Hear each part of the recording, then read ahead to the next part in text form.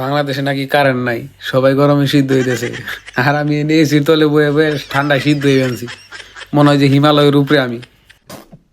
AC ভাই, তুই জানোস না যে তোর কত ক্ষমতা, জানোস বাংলাদেশে কত ভ্যালু তোর এখন। মনে করেন এসির সুইচ একটা টিভি দিলে রুমটা মানে 1 মিনিট পরে ফ্রিজ হয়ে যায়, বুঝছেন? ফ্রিজ এই 23-এ আমি ইউরোপের ইউরোপের এই যে আমি ইউরোপে বাস করলাম, ঠিক আছে? এখন আমি ইউরোপের তাপমাত্রা দিয়ে দিলাম রুমের ভিতরে। জাদু জাদু জাদু, এসি হলো জাদু। না, ঠান্ডাটা বেশি হয়ে গেছে, শীত করতেছে তো এর লিগে কম্বল গাই দিছি। তো বাংলাদেশের মতো না, এনে মেরা মার্জি, ঠিক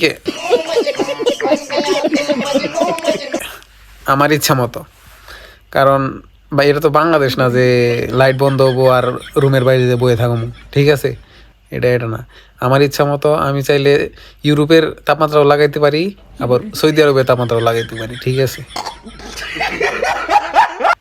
এটা আমার ইচ্ছা। বাংলাদেশে এখন হাত পাখা দিয়ে বাতাস করে, আর আমি এনে রিমোট দিয়ে খালি হাত পাখা দিয়ে তোমরা মনে মনে করবা, আর আমি রিমোট দিয়ে খালি একটা সুইচ মারুম, খালাস।